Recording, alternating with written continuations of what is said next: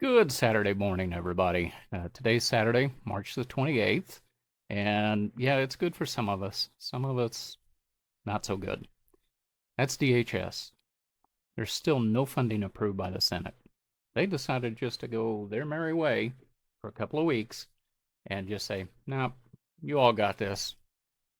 You can pay your bills. Oh, wait, no, that's not you. That's us.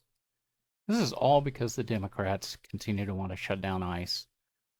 They're also trying to shut down parts of the Customs and Border Protection, the CBP. Right now, there's over 100,000 employees that have missed full paychecks.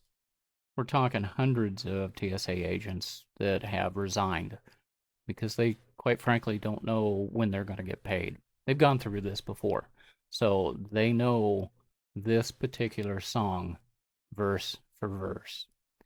I want you to take a listen real quick to what Christy Matino reports about the current situation. Listen to this.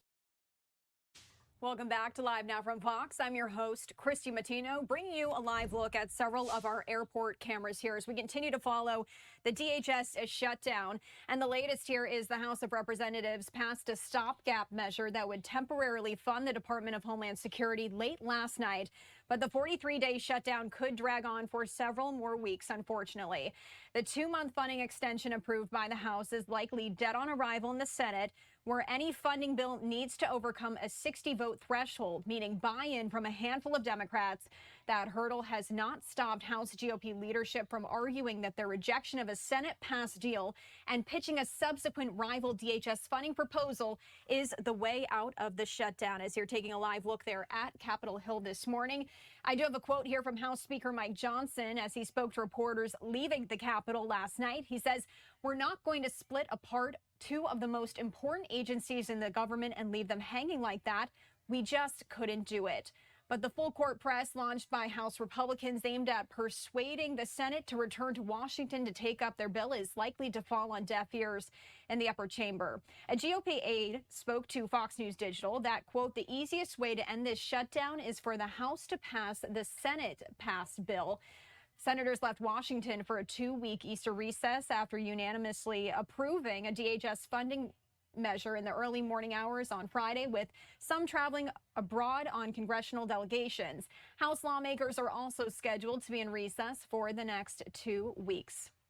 So, for the next 2 weeks, basically, the Democrats said, go F yourself. They just looked over and did a big old, yeah. Well, Trump, and yeah, I know that name is going to trigger some of you, and honestly, I don't care. So you're just going to have to get over that. But he did an executive order directing DHS to use existing funds to pay TSA agents. So here's a little bit more about that from Christy Matino.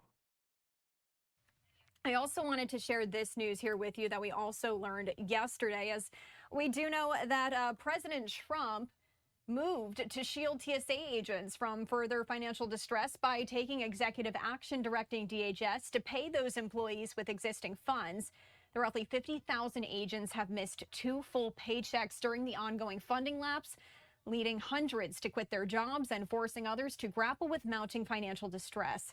The president's move is likely to alleviate lengthy wait times at TSA security checkpoints, though senior officials have warned of long-term impacts due to more than 500 agents quitting during the funding lapse.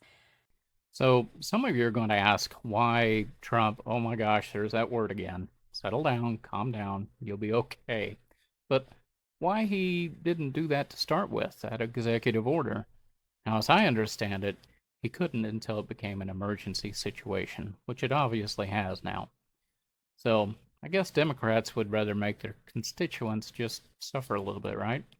But hey, they should be able to enjoy their 2 week recess and be able to afford to go home and have some fun. Hey, maybe they can even keep some food on the table. Lord knows they're having it rough, right? But what are your thoughts? Should anyone in Congress, and I'm talking about all sides, Democrat, Republican, or Independent, yeah, I know there's only like 3 of those, but should they get paid if they refuse to be there and do their jobs to vote? Let me know what you think. I just want to say God bless our unpaid workers, some of whom are still sticking it out, even though they're not getting paid. Um, and then others, I mean, they've had to make that hard choice to actually quit. So I pray for them and their families. God bless. Have a good weekend.